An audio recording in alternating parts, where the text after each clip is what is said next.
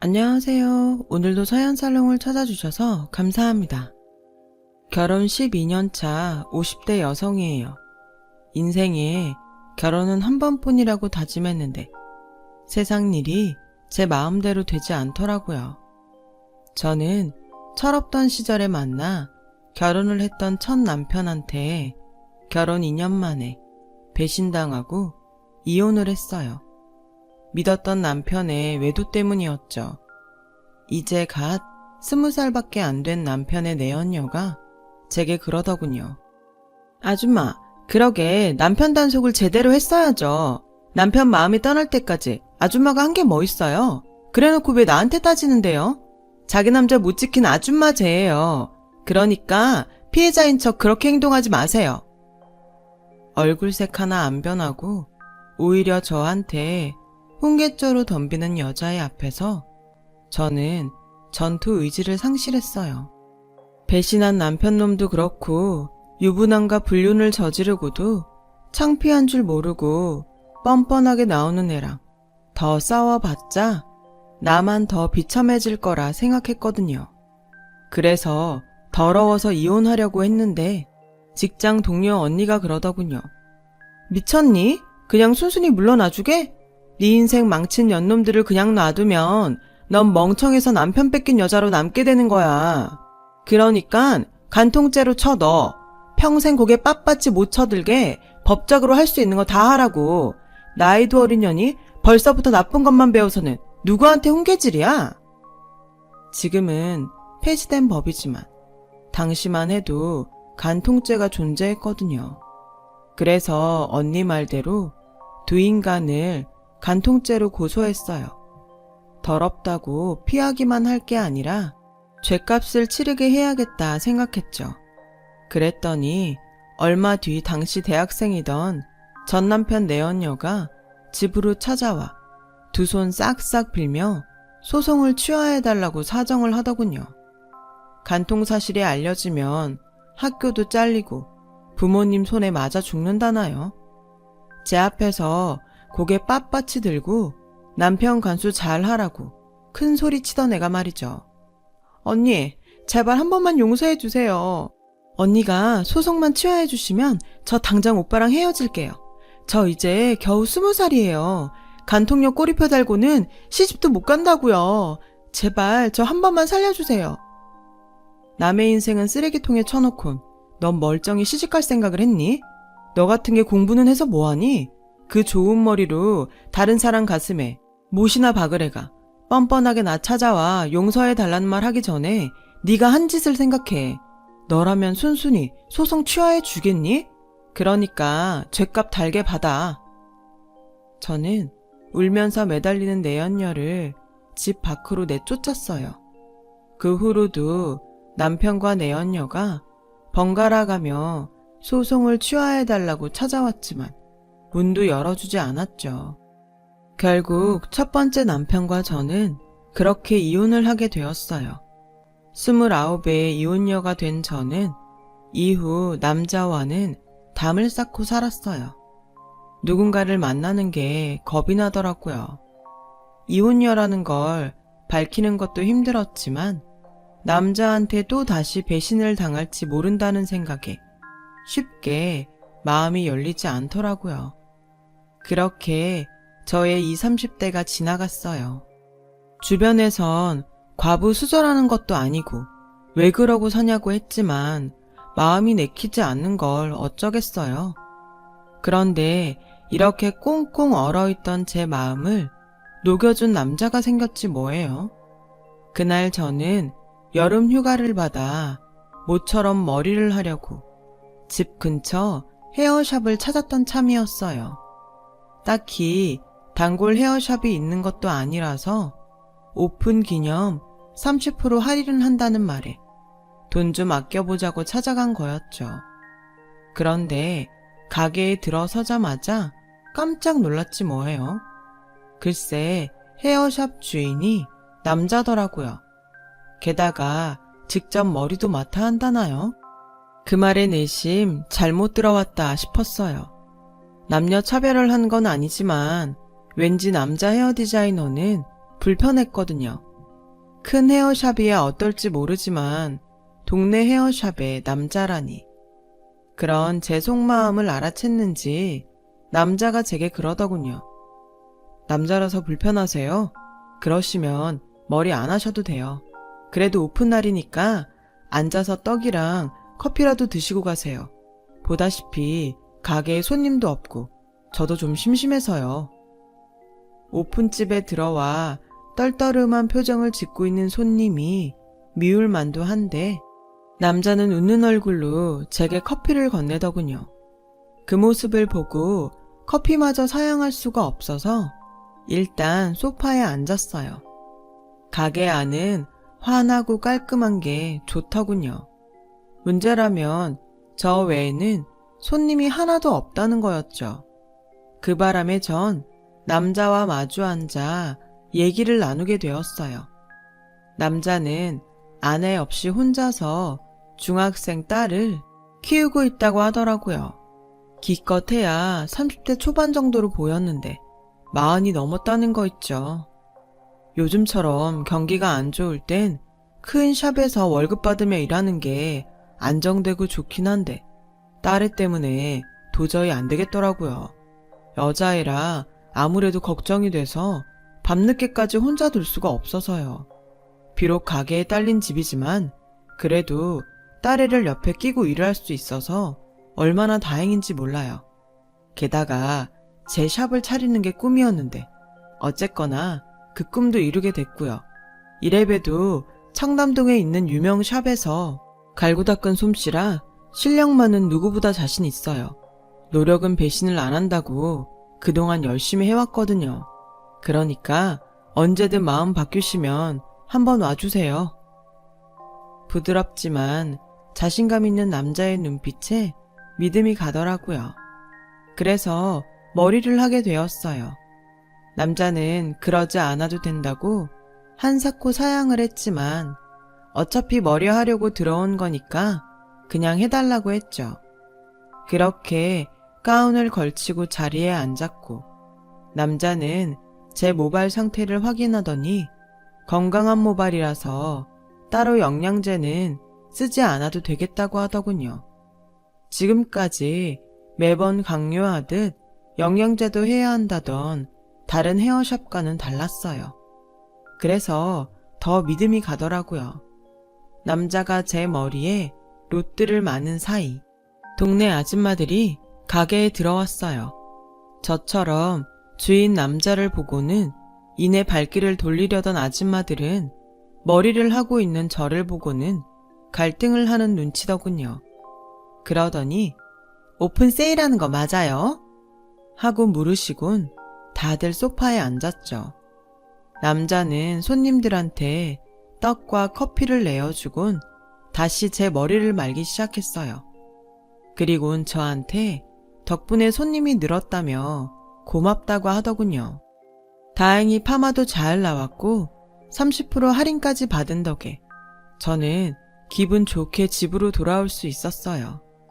그리고 그 후 헤어샵을 지날 때마다 남자와 눈인사를 나누게 되었죠. 오픈한 지 얼마 안 돼 남자의 헤어샵은 동네 사랑방이 되었어요. 가격도 적당하고 무엇보다 정직하게 장사를 한다는 걸 다들 알았으니까요. 그렇게 3개월쯤 지난 어느 날이었어요.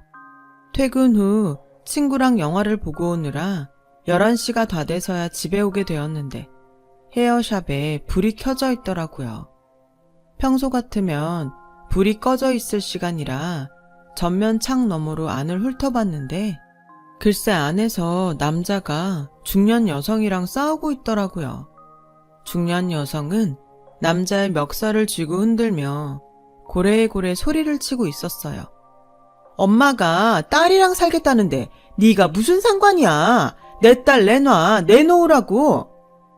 그러고 보니 남자가 혼자 딸을 키우고 있다고 했던 말이 생각났어요.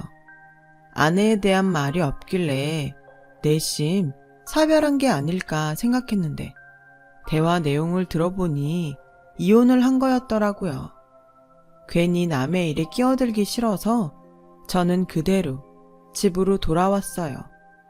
샤워를 하고 TV 앞에 앉았는데 마침 맥주 광고가 나오더라고요. 그걸 보니 어찌나 맥주가 땡기던지 금요일 밤이라 다음날 출근 걱정도 없고 해서 집 근처 편의점에 맥주를 사러 나갔어요. 그런데 남자가 편의점으로 들어오더군요. 남자는 제 손에 들린 캔맥주를 보더니 같이 한잔 하겠냐고 했죠. 그래서 우린 편의점 앞에 놓인 야외 테이블에 앉아 맥주를 마셨어요. 남자는 말없이 연거푸 맥주를 마셨어요. 그가 부인이랑 싸우는 걸 본 저는 왠지 남자가 가엾게 느껴지더라고요. 그래서 저도 모르게 툭 말이 나와버렸죠. 기운 내세요. 제 말에 남자는 놀라는 표정이었어요. 그 순간 내가 실수를 했구나 싶었죠. 사실은 아까 가게 앞을 지나다가 아내분이랑 다투시는 걸 봤어요. 남자는 잠시 말이 없더니 그러더군요. 3년 전에 이혼했어요. 애엄마가 저랑은 더는 못 살겠다고 그러더라고요. 저랑 사는 게 재미가 없다나요? 알고 보니까 남자가 생겼더라고요. 그런데도 전 아내를 붙잡았어요. 초등학생인 딸아이 때문에요. 부부 사이야 끝이 났지만 적어도 딸애한테만큼은 상처를 주고 싶지 않았거든요. 그런데 그 후로도 아내는 변하지 않더라고요. 제가 일하러 나간 사이에 아이가 있는데도 집으로 남자를 불러들였더라고요. 딸애가 울면서 저한테 그 얘기를 하는데 더는 안 되겠다 생각했어요. 그래서 바로 이혼을 했어요. 그런데 얼마 전부터 딸애를 내놓으라고 저렇게 난리를 피우네요. 아무래도 애는 엄마 손에 자라는 게 나을 것 같아서 저도 그럴까 했는데 주변에 알아보니 애 엄마가 빚 때문에 양육비를 빌미로 저한테 돈을 뜯으려고 하는 것 같더라고요. 저야 어찌됐건 간에 딸애만 잘 키워준다면 무슨 걱정이겠어요. 그런데 여전히 남자 문제도 복잡하고 워낙 술 마시고 노는 걸 좋아해서 도저히 안 되겠더라고요. 오늘만 해도 돈 300 지어주니까 더는 딸의 얘기도 안 꺼내겠다며 바로 돌아가지 뭡니까. 이런 여자한테 딸애를 맡길 생각을 했던 제가 한심하더라고요. 저는 29에 이혼을 했어요. 남편한테 여자가 생겼었거든요. 그 사실을 확인하기까지 몇 달 동안 미친 여자처럼 살았어요. 남편 휴대폰 통화 내역을 살피고 옷에 붙어있을지 모를 머리카락을 찾아대고 남편을 미행한 게 한두 번이 아니었어요. 그러다 막상 내연녀를 만나고 보니까 아무 말도 못하겠더라고요. 너무 어리고 예뻤거든요. 남편은 아직 이런 여자를 만날 수 있을 정도로 매력이 있는데 나는 나이보다도 훨씬 늙어 보이고 외모도 형편없다는 생각이 들어서 철회항하더라고요. 배우자의 외도보다도 내가 더 이상 여자로서 매력이 없다는 사실이 더 서글펐어요. 그렇지 않아요. 충분히 매력적이세요. 처음 저희 샵 문을 열고 들어왔을 때 심장이 멈추는 줄 알았거든요. 남자는 수줍게 고백하듯 말했어요. 그 모습에 그동안 잊고 있었던 연애 감정이 살짝 올라오더라고요. 그날부터였어요. 제가 이 남자한테 호감을 느낀 거는요. 하지만 한번 실패를 했던 처지라 쉽게 마음이 가는 대로 움직일 수는 없었어요. 그래서 여전히 손님과 헤어 디자이너 사이를 유지하며 지냈죠. 그런데 생각지 않게 기회가 왔어요. 당시 중학교 1학년이던 남자의 딸애가 생리를 시작한 거예요. 생리용품에 대해 무지한 남자는 제게 전화해 도움을 청했죠. 저는 근처 속옷 가게에 들러 위생 팬티를 사고 슈퍼에서 용도별 생리대를 사서 남자의 헤어샵으로 갔어요. 그리고 헤어샵과 연결된 안채로 가서 딸아이한테 사용법을 알려주었죠. 그 일로 남자와 가까워진 건 물론이고 딸애와도 가까워졌어요. 한창 엄마 손이 필요한 때라 더욱 그렇게 되었죠. 이후 속옷도 직접 골라주고 아빠와 하기 힘든 고민 상담도 해주며 딸애와 많이 가까워졌어요. 남자와의 재혼 이야기를 먼저 꺼낸 것도 바로 딸애였어요. 그렇게 딸애의 전폭적인 지지를 받으며 우리는 만난 지 2년 만에 재혼을 하게 되었어요. 주변에선 남의 애 키우는 게 쉬운 일이 아니라며 걱정을 했지만 다행히도 딸애는 저를 잘 따라주었어요. 사춘기 때라 반항을 할 법도 한데 부모의 이혼으로 일찍 철이 들어서 그런지 다른 집 애들 같지 않게 순탄하게 잘 자라주었어요. 저와는 친구 사이 같은 모녀관계였죠. 재혼 가정이지만 서로 비슷한 이유로 실패를 했던 경험이 있어서 그런가 우리 부부는 그 흔한 부부싸움 한 번 없이 10년 넘게 결혼 생활을 이어갔어요. 그 사이 딸애는 대학을 졸업하고 번듯한 회사에 취직도 했고 대학생 때부터 만나온 남자와 결혼 얘기가 오가게 되었어요. 재혼 가정이라 시댁 어른들이 싫어하지 않을까 걱정을 했는데 다행히 그 문제로 별 말이 없어서 내심 다행이다 싶었죠. 그런데 생각지도 않은 문제가 터지고 만 거예요. 글쎄 남편의 전 부인이 헤어샵으로 찾아왔더라고요.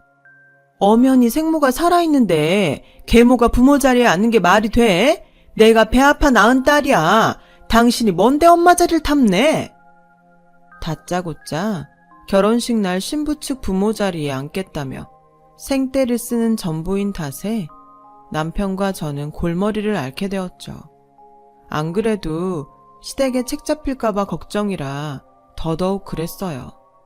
그래서 딸아이를 생각해서라도 제발 마음을 돌려달라고 사정을 했죠. 그랬더니 전부인이 그러더라고요. 좋아요. 그럼 우리의 혼수는 내가 직접 준비하게 해주세요. 엄마로서 그 정도는 해주고 싶네요. 전부인의 뜻밖의 제안에 저는 솔직히 감동했어요.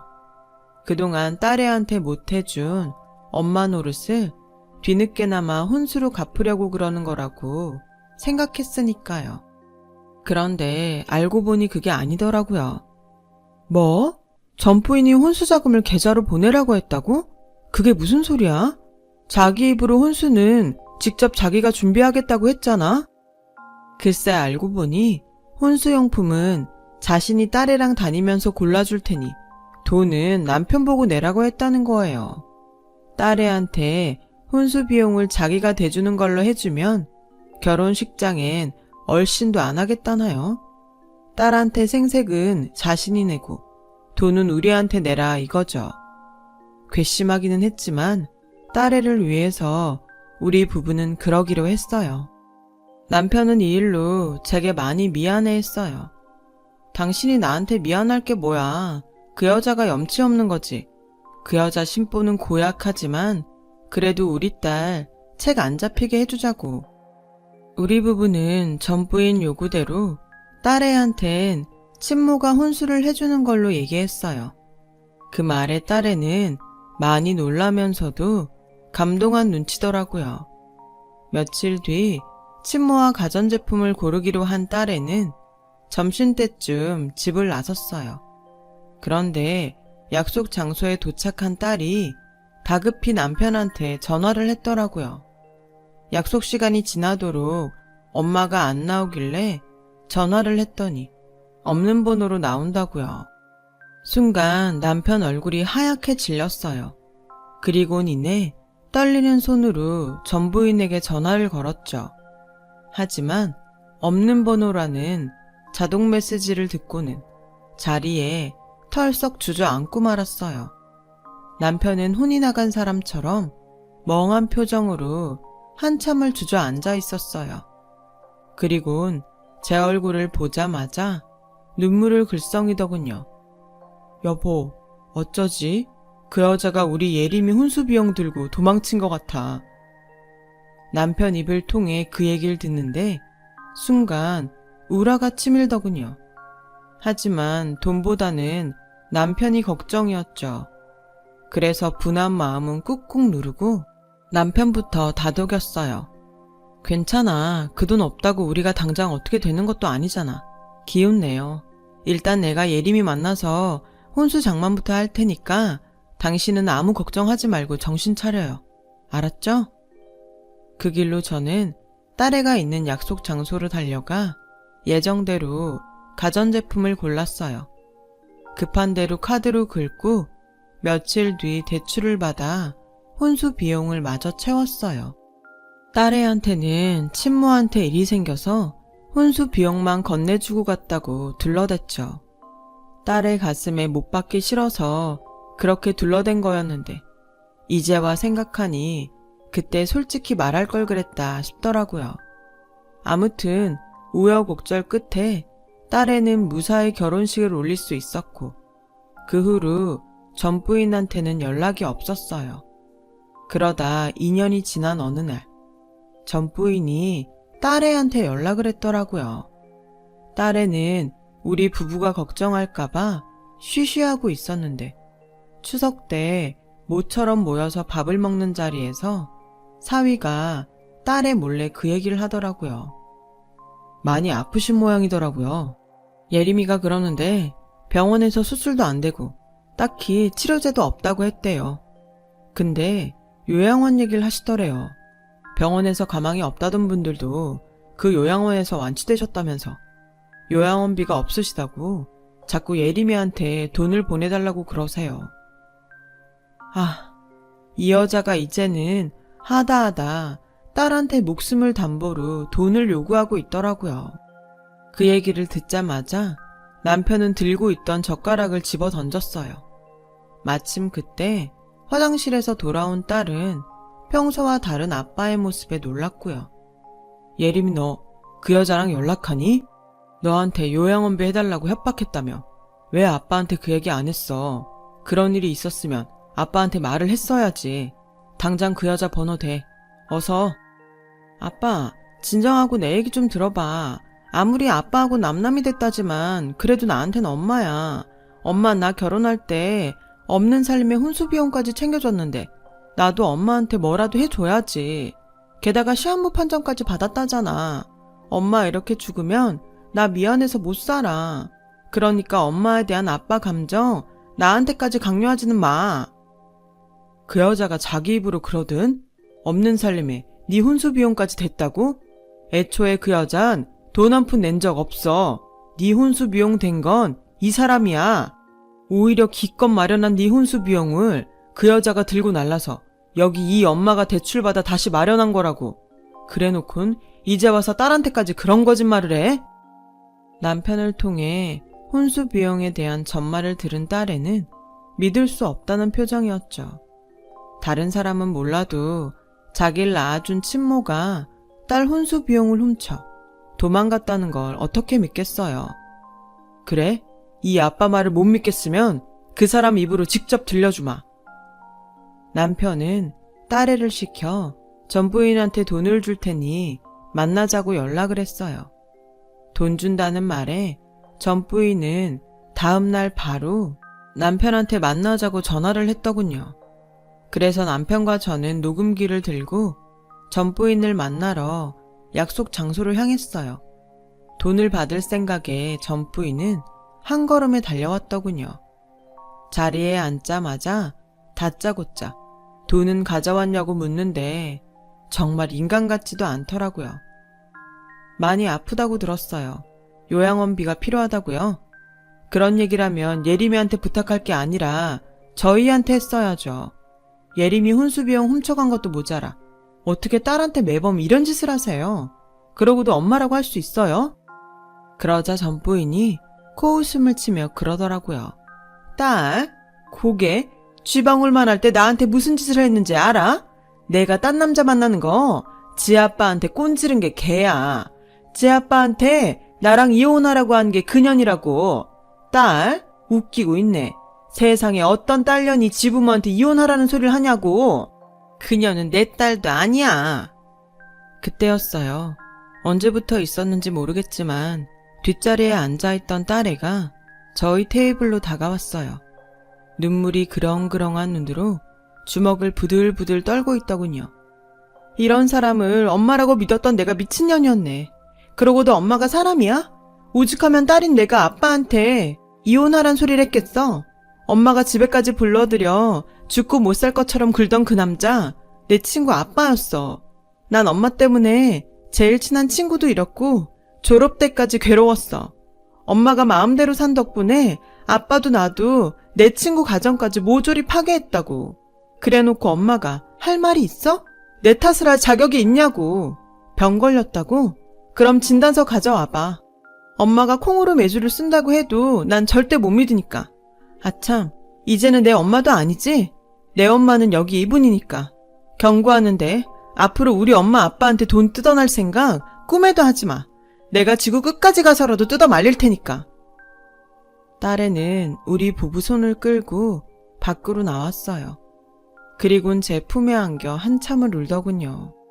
아이처럼 엉엉 우는 딸애를 보니 가슴이 무너지는 것 같았어요. 남편과 제가 딸애한테 너무 모진 짓을 한 것 같았거든요. 그래서 우리 부부도 많이 울었어요.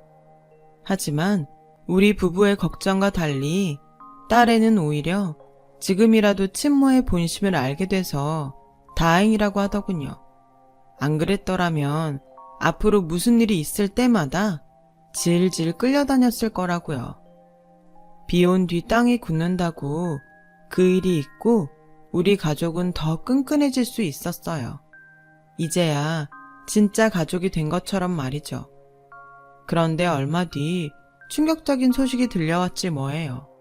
그건 바로 전 부인의 죽음이었죠. 죽을 병에 걸렸다며 딸애와 우리 부부에게 돈을 뜯으려 했던 전 부인이 정말 시한부 판정받고 세상을 떠난 거예요. 물론 자신이 죽을 병에 걸렸다는 건 죽을 때까지도 몰랐다더군요. 소화도 안 되고 급격히 살이 빠지길래 병원에 찾아가 검사를 받았고 검사 결과가 나오기 불과 며칠 전에 세상을 떠나고 만 거였죠. 딸애와 우리 부부는 충격에 휩싸였어요. 사람이 죽고 사는 게 정말 한순간이란 생각이 들더군요. 어쩌면 마지막까지 우리를 찾아와 그런 악독한 짓을 벌였던 건 딸애와 정을 떼기 위해 그랬던 건 아닐까 하는 생각도 들었어요. 한때는 정말 많이 미워했던 사람이지만 이렇게 세상을 떠나고 보니 불쌍하다는 생각이 들더라고요.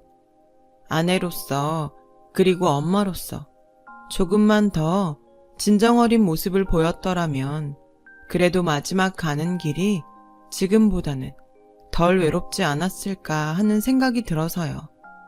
그리고 지금 옆에 있는 가족들이 새삼 더 소중하게 느껴지더라고요. 삼가 고인의 명복을 빌면서 제 사연을 마칩니다. 감사합니다. 여러분, 사연 댓글에 응원과 현명한 조언 부탁드려요. 좋아요와 구독은 저에게 큰 힘이 됩니다. 오늘도 좋은 일 가득하세요.